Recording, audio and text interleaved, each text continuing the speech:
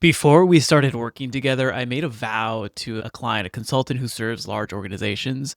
And right before we signed the contract, right before we got on onboarding, right before everything, like at the end of our initial call or our second call, I told him directly, we are going to stop selling your service and we're never going to sell by the hour again. And when I said it and the way that it was received, the mood that it was received was like, okay, sure, dude. It was polite, a little nervous because the client believed in me. And the way you believe in someone who says, we're going to do something ambitious before we actually begin the work. So it felt more like a promise than a plan. But fast forward a couple months later, they actually did stop selling by the hour and they started selling the outcomes of the work that they're doing. And their prospects were changing the conversations and the questions that they were asking because the actual narrative in the conversation was less on here's the work I can do for you, here's how much it is by the hour, and focusing on the transformation. And yes, they stopped selling the service. They were focused more on the transformation. And this change has positively impacted the bottom line and forecasted annual revenue. So the belief was there from the very beginning. It just took work to make it real. So in this pod, I want to tell you the same thing that I told them. The business model you are currently running is about to evolve. The real question is, are you going to change from a place in a position of power and strength, or are you going to be forced to react from the pressure that's going to come later? Even though the pressure may come 6 months from now, a year from now, or 3 years from now, the business model is going to naturally evolve.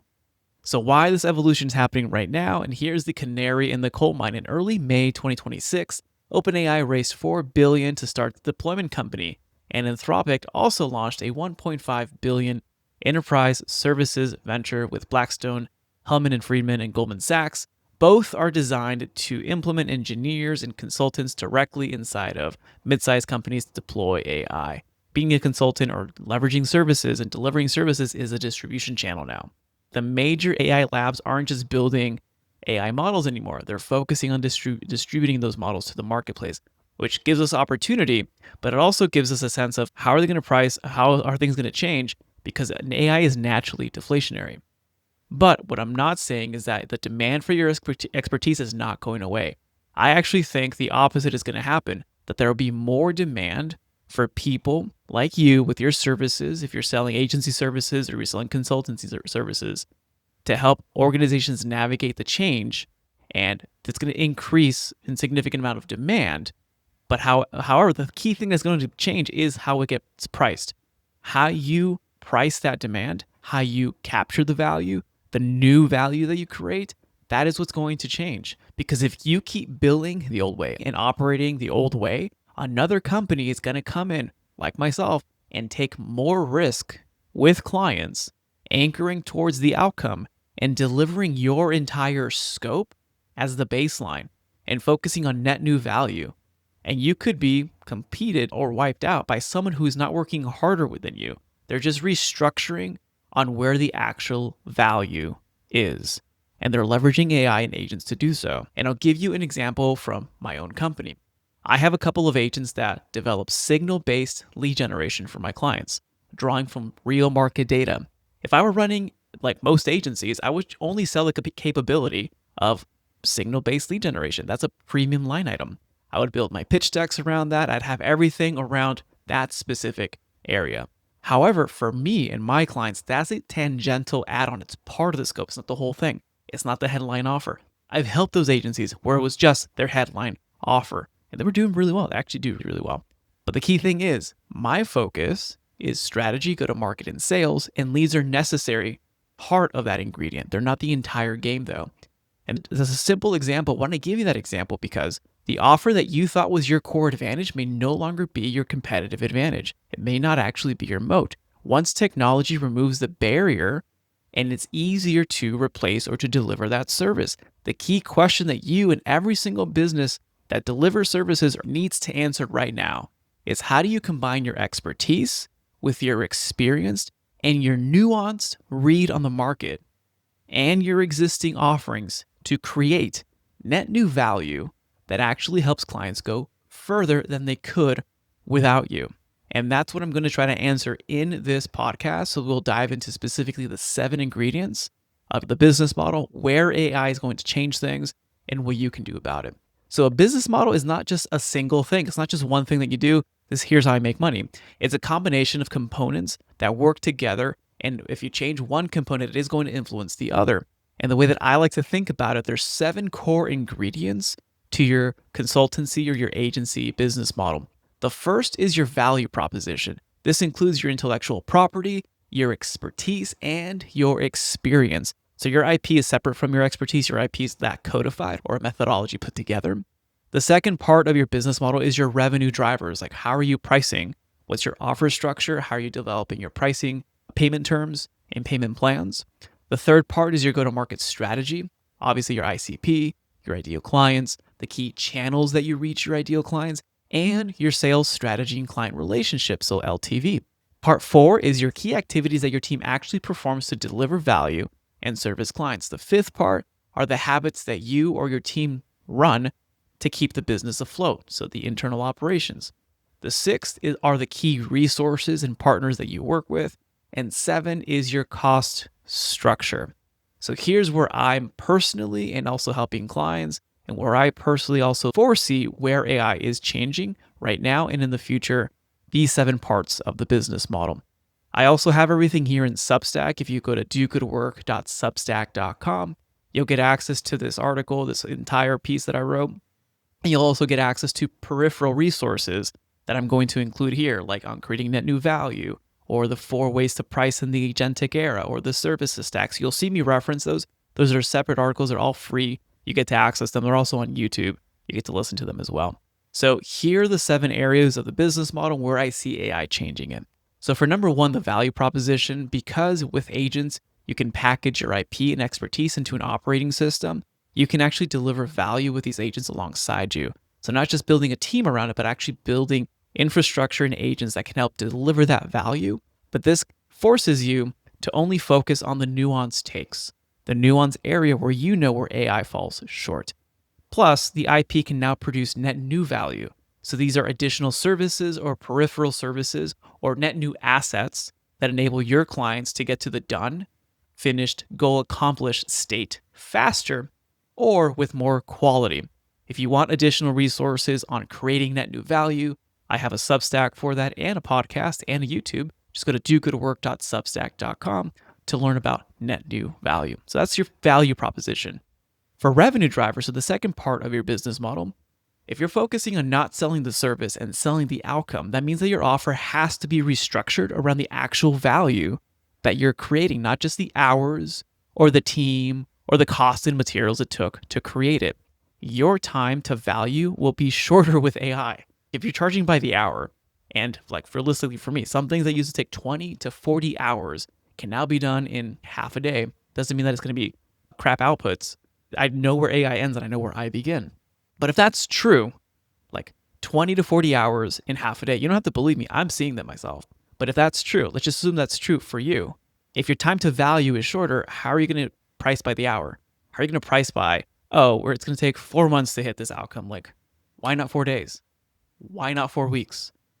So the real market research that you do when you start focusing on pricing, value creation, there's actually 3 numbers that shows that your clients are paying for it. Number 1, it's what they're willing to pay. Number 2, it's what they're satisfied and happy to pay. And number 3, it's what they tolerate to pay. They tolerate paying this to crappy vendors or to someone who isn't adding as much value as you will be adding. So your opportunity is to take what the market is willing to pay and what they're tolerating to pay. So there's that delta. So if you find the difference between what they're willing to pay, what they hate about what they're paying, and you're helping them, hey, I can help you go further with more value, they're going to be satisfied and happy to pay that. So you want to build a series of offers that gives your clients or your prospective clients options to get the outcome that they want through working with you. Not just one entry point, not just a sprint, like different options for different parts of the relationship. If you want additional resources for here, again, this is on the Substack. You can also Google it or find it on YouTube. The 2 resources that I would recommend for further reading on enhancing your revenue with AI and the revenue portion of your business model is, the first resource is The Offer is Your Positioning, How to Sell in the Post-Scope Era. And number 2, this is probably the most important, is the Net New Value Quadrant, How to Price Consulting and Agency Services in the Agentic Era. There's 4 ways to do that. We'll also debrief that at the end of this podcast. Now, the third section of your business model is the go-to-market. Now, AI does enhance your research, signal research, custom value proposition per prospect. And when you do that, you're able to, one, meet prospects where they're at, deliver more value or communicate more value with them, and then also go deeper with your existing client segments that you already serve so that you can help them go further. The best clients that you can sell right now with an enhanced offer stack are the ones that you're currently working with or the ones that you've previously worked with. And you already have a relationship, you can go further with them if you know how to create net new value. Fourth part of your business model, key activities. So what your team actually performs to deliver value is going to get fundamentally rebuilt. You're going to augment your team. So execution is going to get compressed or rerouted or handed to agents. That doesn't mean that you're going to have to let go of people. When you find out that when you get over the hump of productivity and you're like, oh, wow, it's not just I can do more, I can make more revenue, I can help more people. You're not going to let them go. You're going to actually probably hire more because you're going to be leveraging tokens and compute to deliver that value at scale. And your senior operators, you or someone else on your team who's like a senior leader or senior thinker or consultant, their time is now going to be focused less on the work and more on the judgment, the nuance, the context, the relationship with the client, because this is what matters the most. The top of the stack is not going away. And I wrote about that in the services stack. That's an additional resource here. The services stack, what remains when client services are being eaten by AI? One key thing that I want to tell you is that AI is capturing the best of human insight, and it can take those insights and create net new insights, but sometimes those net new insights are wrong. They might be fallacies. They might be hallucination. So if AI is, and this is actually how it's trained, if it's trained on the best human insight, that means it can originate a net new thought. It could take a synthesis of the best insights and create something that's clever and feels unique, but it may also be wrong. So you want to leverage and identify where does AI end and you begin so that you can focus on the judgment. That's what I mean by judgment and nuanced takes based on all the complexity of the inputs that you can intake because you have multisensory inputs to literally use the organ in your head, which is your brain. All right, so the fifth portion of your business model, key habits. So leveraging AI with a team to run the business, not just deliver all the work. This is similar to number 4 with the key activities, but when you start operating and changing, your cost is going to change. You might increase a little bit more in compute, but you may actually be able to offset not needing to hire additional people for simple things that you could have AI run for you. So your cost structure is going to change. It's going to increase your margins if you do this correctly, but it'll also force you and stop and make you think, which engagements with clients should you no longer take, or which ones should you focus on? How can I increase value here, increase a little pricing, or keep everything the same, keep pricing the same, and your margins would increase as well. That is actually the first play in the net new value quadrant when you price your services. All right, so number 6, the 6th part of your business model is key resources and partners. So this one is going to change. It's pretty natural. It's like your new resources and partners are going to be either frontier labs and or not just software, but infrastructure like new computers or virtual computers and or also open source LLMs. So these are different pieces of the P&L. This didn't really exist majority of the last 5 years, last 3 years really. However, how you manage and how you build your AI operational layer is going to determine the key resources and partners you need, the tech stack, and the physical architecture, depending on how you like to set things up. Now, the 7th, and this is the most natural, is cost structure. So because you're going to be able to increase margin because your costs might go lower, or you may be able to do more with less, doesn't mean they have to let go of people. That is negative thinking. Just figure out how you can add more value and then have more people deliver that value at scale. Your costs are naturally going to stagnate or go down. They might increase in the beginning when you're figuring out how to leverage the tokens efficiently, but I think that is a sidestep. I think one of the things that I like about Dan Kennedy is he mentioned that the person who can spend the most, or the business that can spend the most to acquire a customer, will always win. That has been proven true. It's been consistently proven true. And I come from the cold direct response, like cold direct response acquisition game, where if you can spend the most to acquire a customer, you are going to win. That means your business economics have to make up for the cost of acquisition, or your LTV, or your price point, or your go-to-market, etc., and your brand. But here, I think another thing is becoming true is the business that can spend the most tokens, compute profitably, will win. It's not about, let me be token efficient. Let me spend the least amount of tokens and my bill's net zero. That's cool. But if you can figure out how to spend the most profitably, you will win.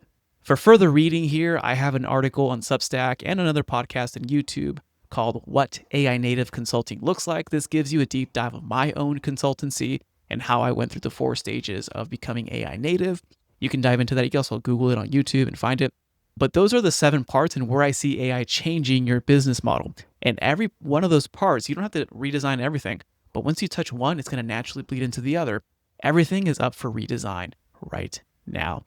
And they don't change in isolation. So what does an evolved model actually look like? So evolution is not just add AI tools on top of your workflow. Evolution, I think, has 3 elements that you can start modeling right now. And then once you start modeling this, it'll naturally force you to enhance and redesign your business model. The first element is to sell the outcomes, not the service. And I say this to all my clients, and I say this to you, and I say this with complete respect and love and care. No one cares about your services. No one cares about my services. You don't care about my services. I don't care about your services. What we care about are our problems and how we're going to solve them. An agency selling marketing services does not have clients waking up at 2 a.m. who wake up and say, I need more marketing. Or leadership consultants don't have clients that wake up and say, oh, I need leadership development. Or strategists, their clients aren't staying up till 3 a.m. saying, I need a new strategic plan. They don't know that. That's not what they're thinking.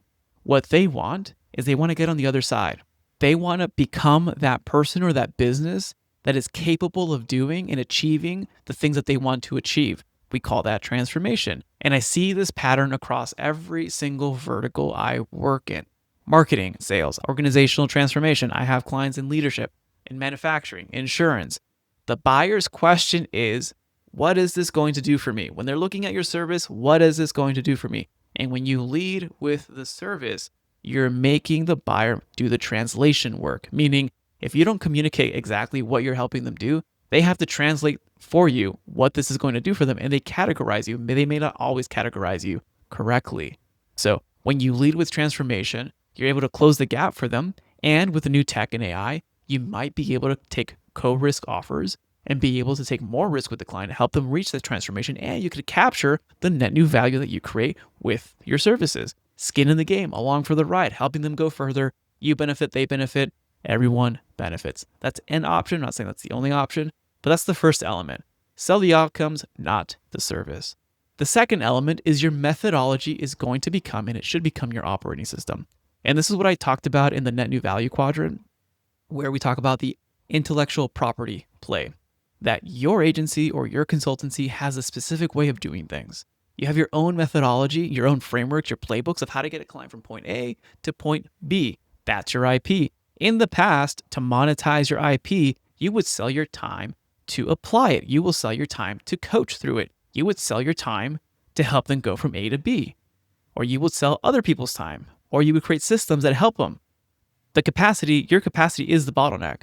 If you can deploy agents that can help them go from A to B, time to value shrinks like dramatically, then you can focus on the real nuances and the real obstacles or hurdles to get from point A to point B.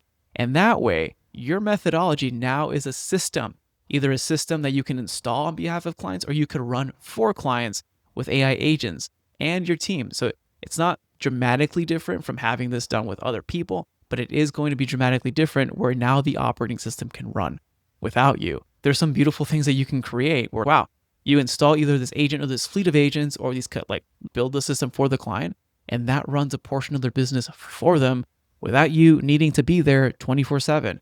That's really interesting. That is phenomenal. That is possible right now. So your clients still get your IP, and they still get your judgment and your frameworks applied to their specific situation, but you just compress time to value. They're buying your methodology. They're not buying the agents underneath it. They're buying specifically, here is what we're going to do. Here is what we're going to achieve. And you're not selling them a software. Because if you start selling the software, you start selling that, it cheapens, it lowers your positioning. And that distinction is everything right now.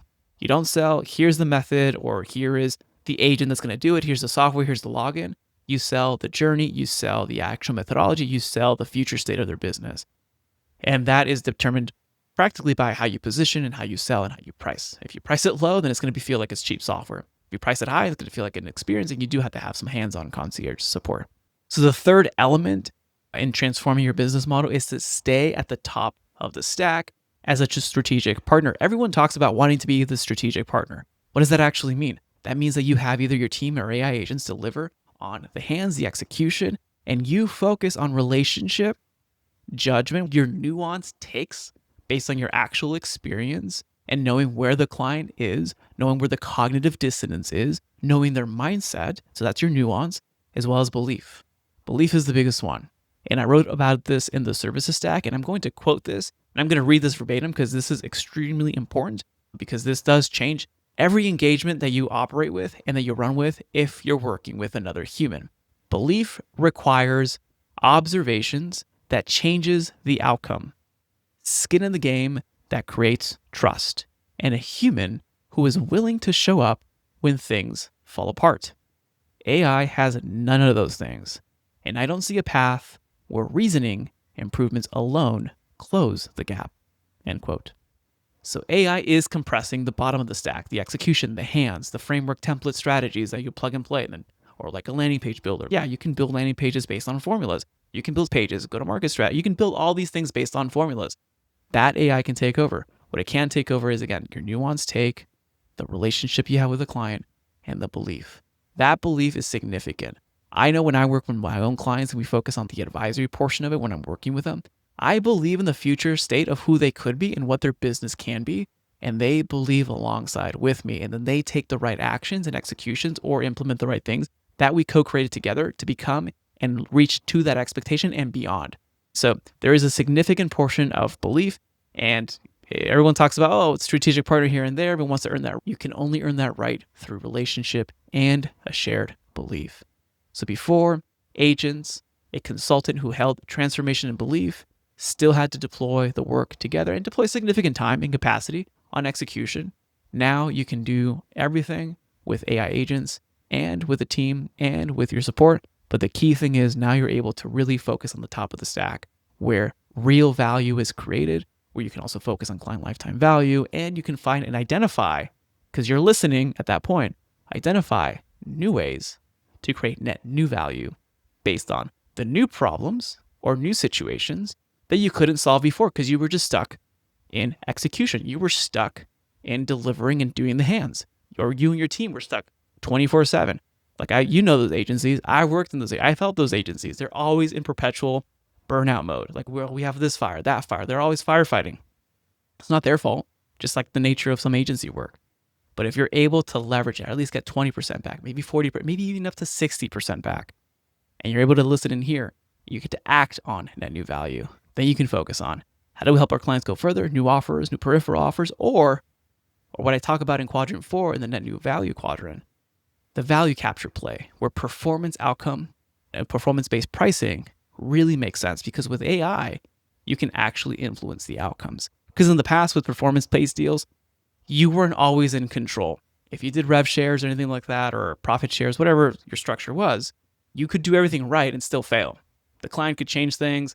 Some things might fumble. Humans might not execute a few things. You can now offset that with agents. And if your agents are, like, for example, generating pipeline or producing content at scale, right content, not crappy content, not slob content, but producing good things at scale, running research flows, accelerating time to market, you have more significant influence over the outcome where you can start taking more risk. You're not just advising, you're producing. And that's a huge differentiation, and it becomes a flywheel. I'll give you another example. I work with a consultant who does marketing, and he never in his career has done lead generation for his clients. He's focused on events, he's focused on the aesthetics, he's focused on the video, he's focused on all these key things that help clients really achieve their goals, like their fundraising and their donor goals. He's helped them do that. But now with technology, we're identifying, hey, what if we can actually help find new ways to fundraise and help them find new fundraising opportunities through tech, through AI agents. And then from there, you help your clients go further, need more of your services because they have to do more events and more people about it, and also get the word out. Now, the flywheel. You help clients go further, you leverage the tech, find new opportunities, leverage that to help your services go further. Clients are happy, you're happy, everyone's happy. Leverage this for your clients and for you to flourish. So that's the evolved model. You sell outcomes, you build the systems, you focus on developing and earning your right to partnership, you price on value, or you do value capture depending on how you want to price. And so let's dive into now.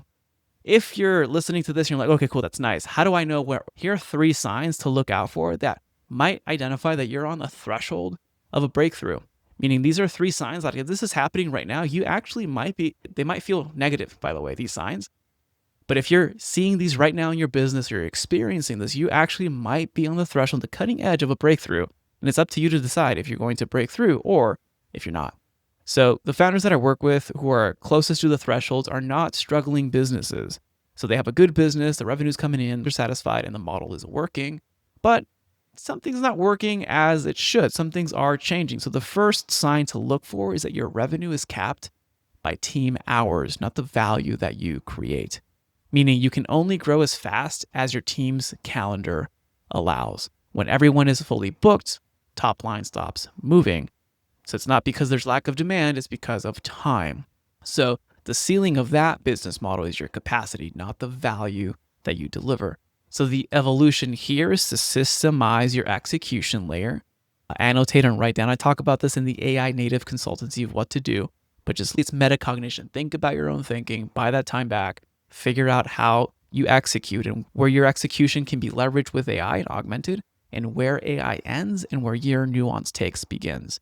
And when you leverage that, you build agents to handle production. Your team's calendar stops being the limiting factor. Now, this can only go so far because naturally we exist in time, we're humans, but just know if you're actually seeing that you can only generate so much revenue. I have a client who actually did that. They were only generating so much revenue. Their deals can only go so much because they were focused primarily on time. We stripped away value from time. Now it's dramatically better and it's way nicer of an experience to run a business that way. All right, so the second sign is your team is always delivering, never thinking. I alluded to that earlier with always constant firefighting. Yeah, your team is just putting in the clock, doing execution, not actually thinking. This is not your fault. It's not bad all the time. This is good that you have that demand. But also just know that the 80-20, the strategic thinking, the building, that time is necessary to build net new offers and new capabilities. And if that doesn't happen, then you can't evolve. So the way to transform this and evolve is take your team out of execution. Focus on creating a master brain, a data pool of all of your learnings, insights, and execution, strategies, and implementations, like your master brain of execution. You probably already have this. And then leverage AI to help you augment your work. And again, metacognition, think about your own thinking, identify where does AI go? Where does my team come in? Even if you buy 20% back, that's enough. Even if you augment 20% and find that time back, that is enough to start thinking about your own thinking and creating net new value and capabilities to serve clients go further. Now, the third sign is that some sales, not all, but some sales are stalling and clients are asking about AI substitution or AI discounts, which is more prevalent than not. Like your pricing might be pressured by AI. Some proposals might be taking longer. Clients are now questioning. They're saying, well, if AI can do this faster, can you give me a discount? Can you change some things? That you're naturally seeing that you're probably just selling the service itself. You're not selling the transformation. So you have to move up the stack and identify where does the client actually want to go and how can I add or create net new value that I couldn't before because you've done your homework, you've done your research, you created new offerings, you tested that internally, and you want to offer this to clients to go further. And when you sell, what you're selling is the future state, not the deliverables. The substitution conversation ends. Like it literally ends. Not, hey, can AI do this? Like when you start focused here, the transformation, that's like saying, like, I know this is a peripheral example, but I have to say it. That's like saying if you want to either gain or lose weight and you're helping a client do that and they tell you, hey, can AI just make this faster? No, you still have to eat. You still have to sleep. You still have to pick up the weight and go for that walk. AI can help you to a point, but it can't help accelerate that. But if you focus on the transformation of what the outcome can look like and the process that you're going to take to get that outcome, then it's almost like stupid task. Can AI help me go faster to lose weight faster? No, I just wanted to give you a very contrasting example. So here's the path to evolve while you operate. So the hard truth is this is not easy. The hard truth is that you have to do this. You have to reinvent or redesign your business model in real time. You're not pausing operations for 3 weeks to redesign everything. You have to do this in real time. And that for me, when I've done that, it feels sometimes 1.5x work. You're doing everything, then 0.5x more. Sometimes it could feel like 2x work, depending on where you're at, the state of the business, but it definitely is an added workload. And I know you might be saying, Raul, I just can't add on to my plate right now. Trust me, you can, because it's not an entire season. It's a sprint. And then once you augment and you figure out how to augment, you're able to now create leverage faster. So here's where I suggest you start. Step number 1 is to redesign your model around the transformations you actually make for clients. It's probably the third time I mentioned this on the podcast. You need to stop describing the service and start describing the transformation. This is pivotally important because every client that I work with, this is where we start. We start on their offer stack. Offers, redesign their offer, then we start on the go-to-market or thereafter. Everything is dependent on the value that you create and how you communicate that. For me, an offering is just a way to communicate value and a foot in the door. And once you make those offerings or a series of offerings, then you can open up for negotiation and identify what does the client really want. Stop describing the service and start describing the transformation. I'll give you an example. Like if you're a consultant who serves large organizations, what specifically changes in that org when your engagement ends? What changes if you work with the leaders? What changes with the leader? What do they know, believe, or do differently now with you there? What if they never brought you in? What would that future state look like without you there? So I want you to package the outcomes into offerings in different tiers, and I want you to anchor your pricing based on the outcome, not on the inputs. And this is not a messaging exercise. This is actually like a restructuring your offer stack and what you're selling and what you're charging for it. So that's step one. Step two is to use the AI tools now while you work. You can't afford to not use them. And if you tell me that paying $200, $500, $1,000 a month is too expensive, my dude, like you have more ridiculous things on the line item that you're paying for that are not going to add more value. But you just have to leverage the tools. Like I personally, quote unquote, went back to school. Like instead of paying tuition to a school, I paid tuition to the APIs to figure this out. That's how I thought about this. And yes, there were moments where, oh crap, I just spent $700 in 15 minutes. What did I just do? You have to go through those moments yourself. You have to learn that way so you understand the nuance. The more that you do this, the easier it is for you to figure out what works, what doesn't work, versus just like seeing these tutorials or checking out this latest tool. Go straight to the source. Don't go through these middlemen tools that might be stealing your data.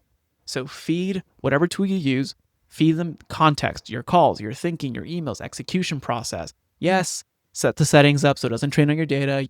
Set up the right plans. Do whatever enterprise plan you want. Make sure that you're protected. You protect your client's data. Make sure you do that conditionally right. But you have to start using this while you execute. It's not some separate AI initiative. You don't get the small team to work. You have to be in the weeds with your team every single day, at least for 1 to 2 hours a day. Don't cheap out on this. This is me telling you to not cheap out. So set up the tools that actually fit your workflow and be transparent with clients. When you're using the tools, the transparency is not a liability. Actually, your clients are yearning. Are you going to be a legacy type of business or like service provider for me? Or are you actually going to be on the frontier helping me go to the future? That's what your clients are thinking right now.